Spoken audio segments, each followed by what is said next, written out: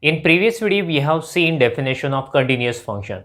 So in this video, we are going to discuss few examples of continuous function. Let us discuss this example. So in this example, they have given a function which is defined from R to R with a usual metric. You are familiar with the usual metric d of xy is equal to mod x minus y, right? So they have defined a function f of x is equal to c. That means it is a constant function and we have to prove that it is continuous.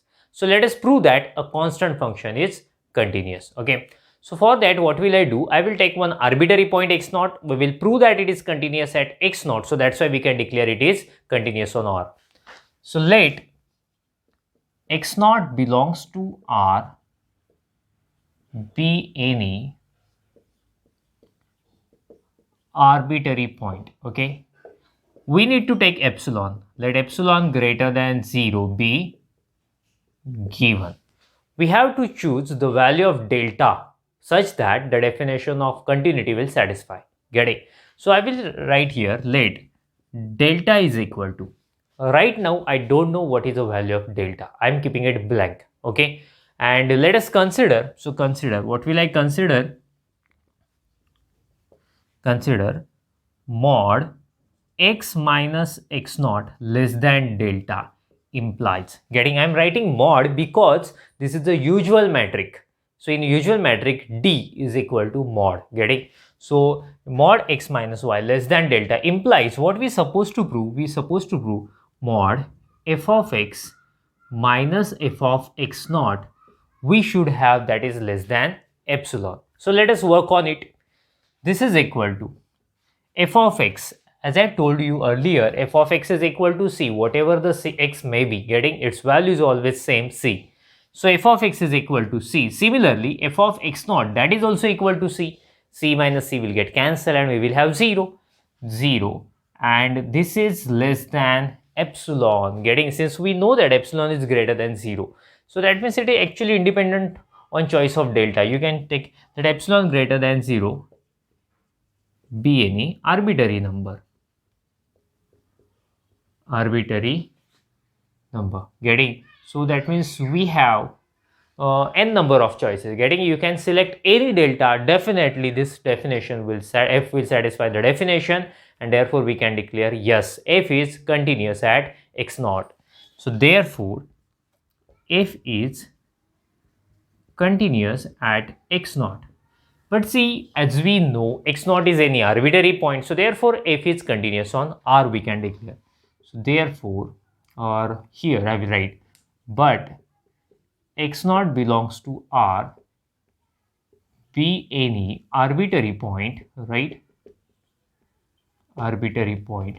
Therefore, f is continuous on R. So what we conclude?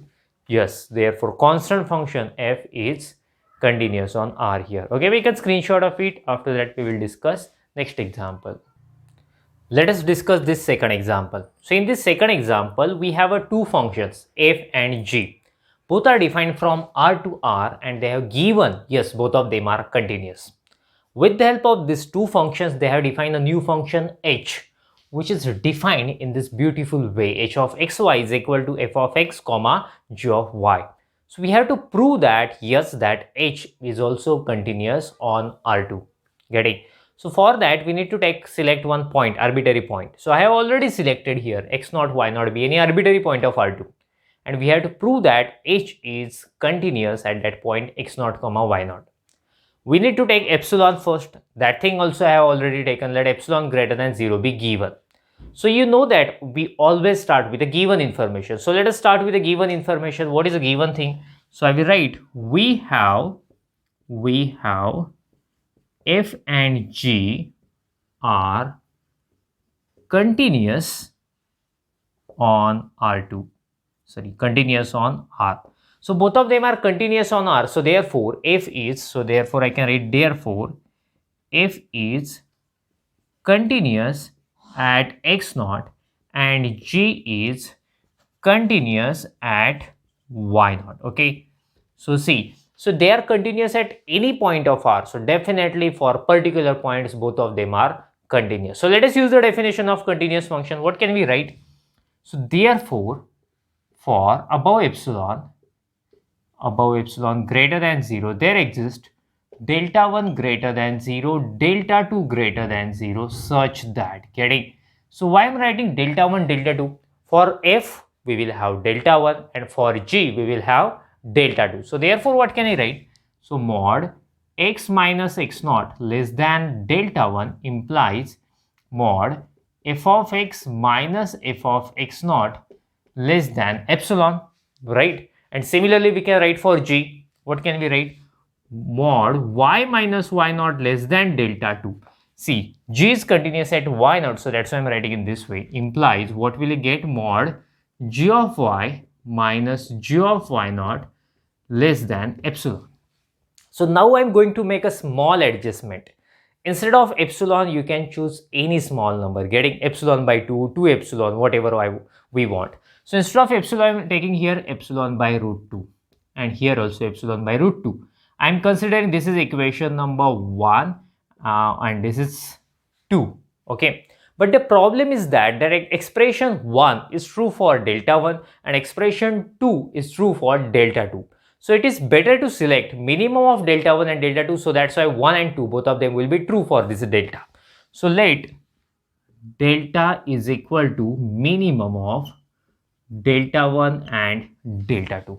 Getting? So that means now both expression will be true for this delta. That means whenever you will get this is less than delta, mod x minus x naught less than delta, you can directly write this one. And whenever we have mod y minus y naught less than delta, we can write this inequality.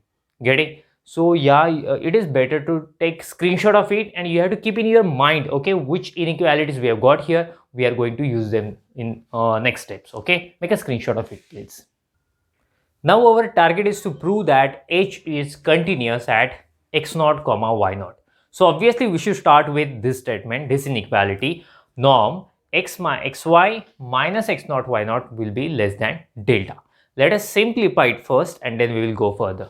So you know that how to solve it. Okay, implies component wise subtraction x minus x naught, comma here, y minus y naught less than delta. Implies you know how to find a value of norm.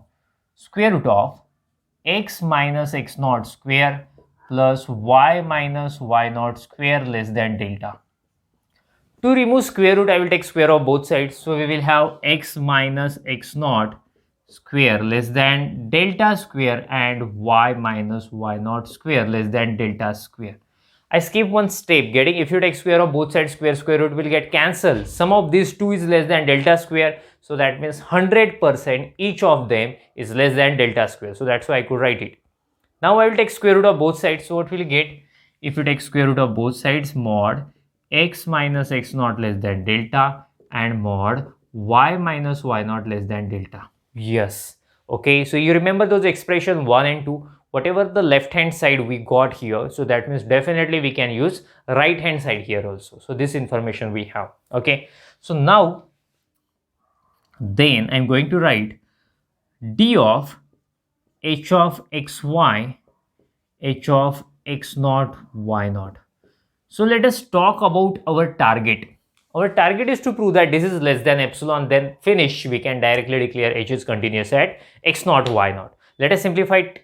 What is d? As I told you earlier, d is nothing but norm. So that's why I can write norm. You remember the h definition of h of xy, that means f of x, g of y, right? And h of x naught, y naught will be obviously, yes, just a minute, okay, minus. So d, that means norm here. So f of x naught, g of y naught, that's it, norm. So we can subtract component wise. So this is equal to norm f of x minus f of x naught, right? Yes, comma g of y minus g of y naught. So you know well how to find value of norm by taking square root.